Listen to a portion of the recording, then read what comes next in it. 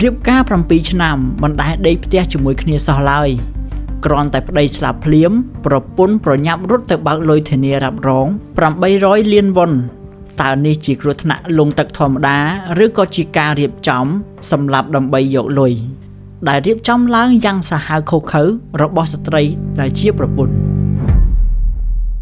នេះគឺជាសាច់រឿងលម្អិតនៃករណីឃាតកម្មដ៏រន្ធត់មួយនៅប្រទេសកូរ៉េខាងត្បូងដែលត្រូវបានគេហៅថាជាករណីឃាតកម្មបែប gaslighting អ្នកទាំងអស់គ្នាប្រកាសជាឆ្ងល់ហើយថាពាក្យ gaslighting ហ្នឹងមានន័យបែបណាអញ្ចឹងយើងនឹងសម្រាយលម្អិតនៅtrongវីដេអូរឿងរ៉ាវមួយនេះកើតឡើងនៅក្នុងឆ្នាំ2019វាជាសាច់រឿងពិតដ៏ខ្មៅងងឹតនៅពីក្រោយភាពស៊ីវិល័យនៃប្រទេសកូរ៉េខាងត្បូងដែលបានកើតឡើងលើបុរសម្នាក់មានឈ្មោះថាយុនសាំងយ៉បក្នុងពេលនោះគាត់មានអាយុ39ឆ្នាំដែលបានស្លាប់ដោយសារការលង់ទឹកប៉ុន្តែការស្លាប់នេះមិនមែនជាករណីគ្រោះថ្នាក់ធម្មតាឡើយវាគឺជាលទ្ធផលនៃការរៀបចំយ៉ាងសាហាវឃោរឃៅពីសំណាក់ភរិយារបស់ខ្លួនគឺកញ្ញាលីអ៊ុនហេកញ្ញាលីអ៊ុនហេមានអាយុ28ឆ្នាំនិងប្រុសស្នេហ៍ម្នាក់ទៀតរបស់នាងមានឈ្មោះថាជូខ្សុនសូនៅថ្ងៃទី30ខែមិថុនាឆ្នាំ2019មានមនុស្សមួយក្រុមដែលមានសមាជិកចំនួន7នាក់បានទៅលេងកម្សាន្តនៅទឹកជ្រោះយ៉ុងស៊ូដើម្បីគេចពីកម្ដៅថ្ងៃដោយសារតែប្រទេសកូរ៉េនៅខែនោះគឺជារដូវក្តៅខ្លាំងនៅក្នុងចំណោមសមាជិកនោះគឺមានប្តីប្រពន្ធមួយគូគឺលោកយុននិងកញ្ញាលីបូករួមទាំងប្រុសស្នេហ៍របស់ប្រពន្ធផងគឺលោកឈូលោកយុនដែលជាប្តីគឺជាមនុស្សដែលខ្លាចទឹកនិងមិនចេះហែលទឹកសោះឡើយនៅថ្ងៃនោះគាត់ត្រូវបានគេធ្វើបាបនិងបង្ខំចិត្តទាំងភ័យខ្លាចវីដេអូមួយបានបង្ហាញថាពេលលោកយុនកំពុងតែជិះលើពងសុវត្ថិភាពជនដៃដល់ដែលជាប្រុសស្នេហ៍បានអង្រួនពងនោះយ៉ាងខ្លាំងចំណែកឯប្រពន្ធវិញបានសុំឲ្យអ្នកផ្សេងទៀតជួយត្រឡប់ពងនោះទម្លាក់លោកយុនចូលក្នុងទឹកទៀតផងមិនតែប៉ុណ្ណោះនាងបានបង្ខំប្តីឲ្យយកក្បាលទៅបោកនឹងផ្លែឪឡឹកដើម្បីជាការកម្សាន្តលុះដល់ម៉ោងប្រហែល8យប់នៅពេលដែលអ្នកទេសចរដទៃនិងបុគ្គលិកសង្គ្រោះត្រឡប់ទៅវិញអស់នាងលីនិងប្រុសស្នេហ៍បានលួងលោមនឹងគៀវសង្កត់ឲ្យលោកយុនលោតពីលើច្រាំងថ្មដែលមានកម្ពស់ជិត4ម៉ែត្រដោយគ្មានពាក់អាវពងការពារសុវត្ថិភាពឡើយបើទោះបីជាលោកយុនបានបដិសេធតែនារីជាប្រពន្ធបាននិយាយគៀវសង្កត់ផ្លូវចិត្តថាតើឯងមិនព្រមលោតទេអីប្រុសផ្សេងទៀតគេលោតគ្រប់គ្នាហ្នឹងដោយសារតែការរងសម្ពាធពីប្រពន្ធទើបធ្វើឲ្យលោកយុនបានសម្រេចចិត្តលោតចុះទៅប៉ុន្តែជាអកុសលលោកឈូបានលង់ទឹកស្លាប់បន្ទាប់ពីការលោតទឹកនោះតែម្ដងបើទោះបីជាលោកឈូដែលជាប្រុសស្នេហ៍មានរហស្សនាមថាភេព្រោះពូកែហែទឹកនៅក្បែរនោះក៏លោកឈូមិនជួយសង្គ្រោះដែរក្រោយមកសាកសពរបស់លោកយុនត្រូវបានស្រង់ឡើងនៅម៉ោង 9:05 នាទីយប់តើអ្នកទាំងអស់គ្នាដឹងទេមុនពេលឈានដល់ការបង្ខំឲ្យប្តីលោតទឹកនេះអ្នកនាងលីនិងប្រុសស្នេហ៍ធ្លាប់ព្យាយាមសម្លាប់លោកយុនចំនួន2ដងរួចមកហើយលើកទី1នៅខែកុម្ភៈឆ្នាំ2019ពួកគេបានលួចដាក់ឈាមត្រីដែលមានជាតិពុលខ្លាំងទៅក្នុងស៊ុបឲ្យលោកយុនញ៉ាំប៉ុន្តែលោកយុនមិនបានស្លាប់ឡើយព្រោះកម្រិតជាតិពុលមិនទាន់ដល់កម្រិតដែលអាចសម្លាប់មនុស្សបានលៀងលីថែមទាំងបានផ្ញើសារទៅប្រុសស្នេហ៍តាម Telegram ថាហេតុអ្វីបានជាវាមិនងាប់ទៀតលើកទី2នៅខែឧសភាឆ្នាំ2019ដដែលពួកគេបានរុញលោកយុនចូលទៅក្នុងអាងស្តុកទឹកមួយនៅពេលយប់ខណៈពេលនោះលោកយុនក៏បានដឹងខ្លួនដែរហើយនិយាយទៅកាន់ប្រពន្ធថាបងដឹងថាអូនគឺជាអ្នកធ្វើវាក្នុងពេលនោះសំណាងល្អមែនតែនលោកយុនត្រូវបានរួចជីវិតដោយសារតែមានអ្នកដំណើរម្នាក់បានប្រទះឃើញទើបបង្ខំចិត្តឲ្យពួកគេជួយស្រង់លោកយុនឡើងមកលើគោកវិញមូលហេតុធំដែលបណ្ដាលឲ្យកញ្ញាលីដែលជាប្រពន្ធព្យាយាមសម្លាប់លោកយុនដែលជាប្តីដូច្នេះគឺដោយសារប្រាក់ធានារ៉ាប់រងអាយុជីវិតកញ្ញាលីបានទិញធានារ៉ាប់រងអាយុជីវិតឲ្យលោកយុនចំនួន3ក្រុមហ៊ុនដែលមានតម្លៃទឹកប្រាក់បើសរុបរហូតដល់800លានវ៉ុនប្រហែល$580,000អ្វីដែលគួរឲ្យកត់សម្គាល់គឺលោកយុនបានស្លាប់នៅថ្ងៃទី30ខែមិថុនាឆ្នាំ2019ពលគឺត្រឹមតែ4ម៉ោងប៉ុណ្ណោះមុនពេលកិច្ចសន្យាធានារ៉ាប់រងត្រូវអស់សុពលភាពដោយសារតែខកខានបង់ប្រាក់ប្រចាំខែចំណែកឯប្រពន្ធវិញតែងតែលួចបង់ប្រាក់នៅនាទីចុងក្រោយដើម្បីថែរក្សាសុពលភាពរបស់បានមុននឹងចូលដល់សាច់រឿងលម្អិតយើងវិលត្រឡប់ទៅអតីតកាលបន្តិចសិន លោកយុននិងកញ្ញាលីបានជួបគ្នានៅបារមួយកន្លែងនៅក្នុងឆ្នាំ2011និងបានរៀបការនៅក្នុងឆ្នាំ2017ប៉ុន្តែពួកគេមិនដែលរស់នៅផ្ទះជាមួយគ្នាសោះឡើយ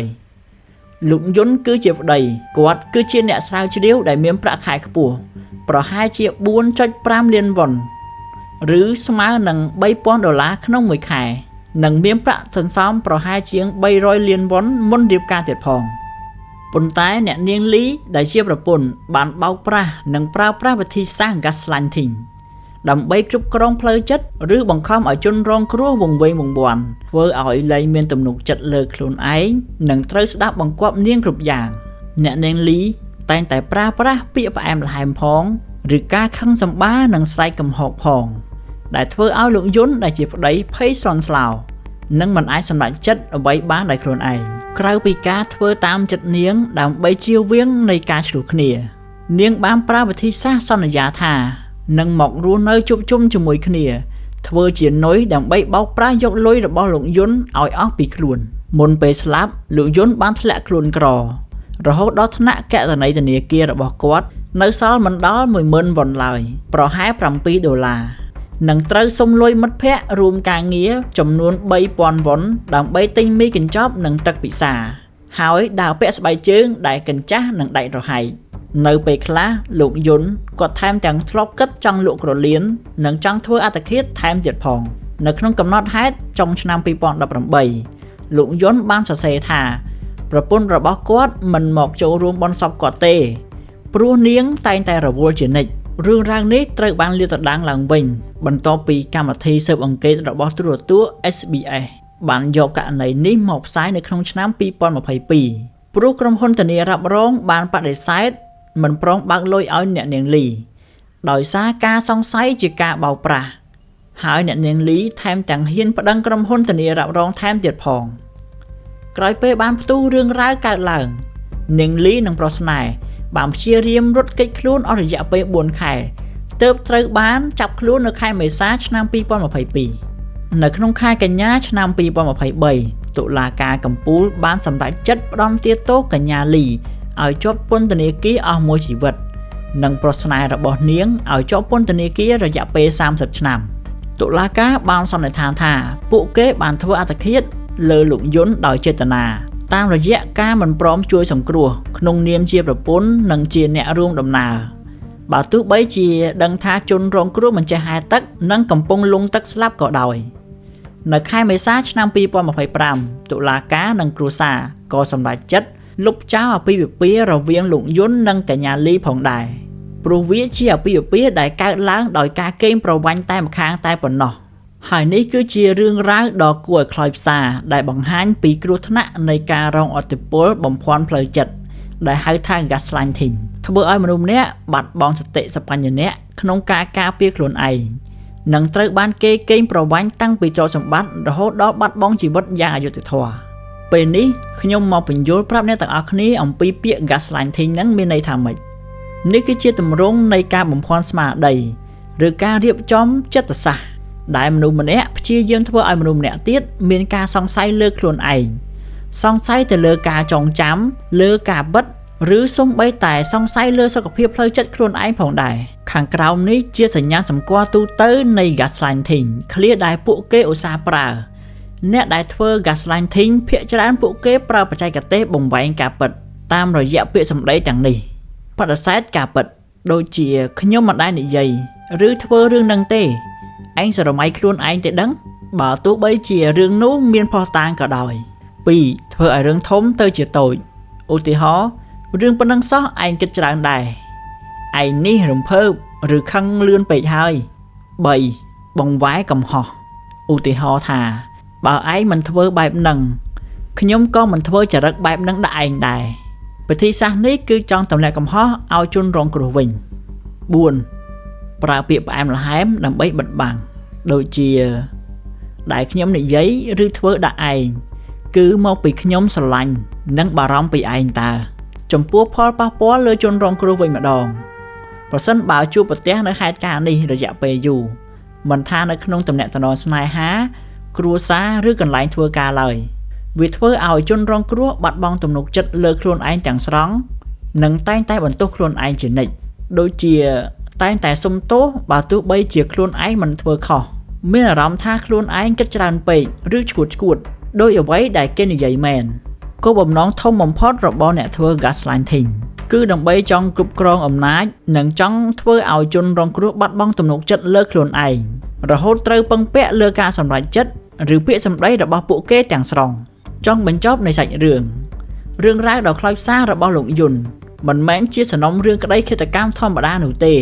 ប៉ុន្តែវាជាកញ្ចក់ឆ្លុះបញ្ចាំងនៃសង្គមបច្ចុប្បន្នយ៉ាងច្បាស់លាស់ខាងក្រោមនេះជា5សារអប់រំនិងការដាស់តឿនដែលធ្វើឲ្យមនុស្សគ្រប់គ្នាបានរៀនសូត្រពីសាច់រឿងនេះដើម្បីការពារខ្លួនឯងនិងមនុស្សជុំវិញខ្លួននៅក្នុងសង្គមសម័យថ្មី 1. ស្វែងយល់ពីពាក្យ gaslighting សម្ដីផ្អែមល្ហែមជាថ្នាំពុលនៅក្នុងសង្គមបច្ចុប្បន្នការធ្វើបាបផ្លូវចិត្តមិនមែនជាការវាយតប់នោះទេជនខិលខូចតែងតែប្រើប្រាស់វិធីសាស្ត្រនេះដោយប្រើប្រាស់ពាក្យផ្អែមល្ហែមបំភាន់និងគំរាមកំហែងធ្វើឲ្យជនរងគ្រោះបាត់បង់ភាពជឿជាក់លើខ្លួនឯងនិងលែងហ៊ានសម្រេចចិត្តអ្វីទាំងអស់មេរៀននៅក្នុងរឿងនេះមិនថាស្រឡាញ់គេខ្លាំងប៉ុណ្ណាប្រសិនបើទំនាក់ទំនងនោះធ្វើឲ្យយើងមានអារម្មណ៍ថាខ្លួនឯងខុសជានិច្ចឬធ្វើឲ្យយើងបាត់បង់សេរីភាពនិងភាពជាខ្លួនឯងនោះមិនមែនជាសេចក្តីស្រឡាញ់ពិតទេវាគឺជាការគ្រប់គ្រងខួរក្បាលតែប៉ុណ្ណោះ 2. អាពាហ៍ពិពាហ៍ត្រូវផ្ដោតលើការស្គាល់គ្នាមិនមែនផ្ដោតលើរូបសម្បត្តិនិងការលោភលន់សម័យនេះមនុស្សមួយចំនួនងាយនឹងធ្លាក់ក្នុងអន្លង់ស្នេហ៍ដោយសារតែសម្រស់ខាងក្រៅក្នុងរឿងនេះលោកយុនព្រមរៀបការព្រោះតែរូបសម្រស់របស់កញ្ញាលីបើទោះបីជាកញ្ញាលីមិនព្រមមករស់នៅក្នុងផ្ទះជាមួយគ្នាក៏ដោយមេរៀនក្នុងសាច់រឿងនេះអប់រំយើងថាមុននឹងសម្រេចចិត្តរៀបការជាមួយនរណាម្នាក់ត្រូវមើលឲ្យច្បាស់ពីអត្តចរិតមាយាទគ្រួសារនិងទង្វើពិតប្រាកដរបស់គេនៅក្នុងជីវិតរស់នៅបើដៃគូរបស់អ្នកស្រឡាញ់តែលុយរបស់អ្នកប៉ុន្តែមិនដែលខ្វល់ពីសុខទុក្ខរបស់អ្នកឡើយនោះគឺជាសញ្ញាគ្រោះថ្នាក់បំផុត 3. កុំកាត់ផ្តាច់ទំនាក់ទំនងជាមួយគ្រួសារនិងមិត្តភ័ក្តិព្រោះតែមនុស្សម្នាក់ប្រើល្បិចដ៏សាហាវរបស់ជនខិលខូចគឺការបំបែកជនរងគ្រោះចេញពីមនុស្សជុំវិញខ្លួនលោកយុនបានលាក់បាំងរឿងរ៉ាវលំបាកគ្រប់យ៉ាងមិនហ៊ានប្រាប់បងប្អូនព្រោះខ្លាចគេដឹងថាមានបញ្ហាជាមួយប្រពន្ធមេរៀននេះអប់រំយើងថាមិនថាមានរឿងអ្វីកើតឡើងឬស្រឡាញ់ដៃគូកម្រិតណាក៏គុំកាត់ផ្តាច់ទំនាក់ទំនងជាមួយនឹងឪពុកម្ដាយបងប្អូនឬមិត្តភ័ក្តិពេលខ្លះមនុស្សខាងក្រៅអាចមើលឃើញពីភាពមិនប្រក្រតីនៃទំនាក់ទំនងរបស់យើងច្បាស់ជាងដែលយើងកំពុងតែឆ្លុះបង្វេងនឹងស្នេហា 4. លុយមិនអាចទិញសេចក្តីស្រឡាញ់ពិតបានឡើយសង្គមសម្ភារៈនិយមពេលបច្ចុប្បន្នធ្វើឲ្យមនុស្សជាច្រើនយល់ច្រឡំថាការផ្ដល់លុយកាក់និងសម្ភារៈគឺជាការបង្ហាញនៃក្តីស្រឡាញ់លោកយុនសុកចិត្តឲ្យលុយប្រពន្ធរហូតអស់ពីខ្លួននៅសល់តែ$7និងពាក់ស្បែកជើងដាច់រហែកញ៉ាំមីកញ្ចប់ព្រោះតែចង់ផ្គត់ផ្គង់ចិត្តប្រពន្ធមេរៀននេះអប់រំយើងថាមនុស្សដែលស្រឡាញ់យើងពិតប្រាកដគេនឹងមិនមើលឃើញយើងជាម៉ាស៊ីនដកប្រាក់នោះទេគេនឹងចែករំលែកទុក្ខលំបាកជាមួយយើងមិនមែនបូមឈាមយើងរហូតដល់ដំណក់ចុងក្រោយនោះឡើយចូលឈប់លះបង់គ្រប់យ៉ាងដើម្បីមនុស្សដែលមិនដែលតបស្នងអ្វីមកកាន់យើងវិញ 5. ភាពស្ងប់ស្ងាត់របស់ជនរងគ្រោះគឺជាឱកាសរបស់ឃាតកររឿងរ៉ាវរបស់លោកយុនអាចនឹងត្រូវបានដោះស្រាយឬគាត់អាចនឹងរួចជីវិតប្រសិនបើគាត់ហ៊ាននិយាយពាក្យថាជួយផងទៅកាន់សមត្ថកិច្ចឬក្រុមគ្រួសារតាំងពីពេលដែលគាត់ដឹងថាប្រពន្ធរុញទម្លាក់ទឹកជាលើកទី2ប៉ុន្តែដោយសារភាពខ្មាស់អៀននិងការរងសម្ពាធផ្លូវចិត្តគាត់បានជ្រើសរើសភាពស្ងៀមស្ងាត់ទៅវិញមេរៀននេះអប់រំយើងថានៅក្នុងសង្គមបច្ចុប្បន្នបើសិនជាបងប្អូនរងគ្រោះដោយសារអំពើហិង្សាក្នុងគ្រួសារមិនថាផ្លូវកាយឬផ្លូវចិត្តត្រូវហ៊ានងើបឈរនិងស្វែងរកជំនួយពីផ្លូវច្បាប់ឬមនុស្សជុំវិញខ្លួនភាពស្ងប់ស្ងាត់និងការអត់ធន់ខុសរឿងមិនអាចកែប្រែចិត្តមនុស្សអាក្រក់បានឡើយតែវាជារនាំងជួយបិទបាំងទង្វើទុច្ចរិតរបស់ពួកគេទៅវិញទេសម្រាប់បងប្អូនអ្នកទស្សនាវិញតើគិតថាការបំភាន់ផ្លូវចិត្តឬហៅថា gaslighting នៅក្នុងរឿងស្នេហានិងការប្រើហិង្សាវាយតប់គ្នាតើមួយណាគួរឲ្យខ្លាចជាងតើអ្នកធ្លាប់ជួបមនុស្សប្រភេទគ្រប់គ្រងខួរក្បាលបែបនេះដែរឬទេជួយខមមិនខាងក្រោមតើបងប្អូនយល់យ៉ាងណាដែរ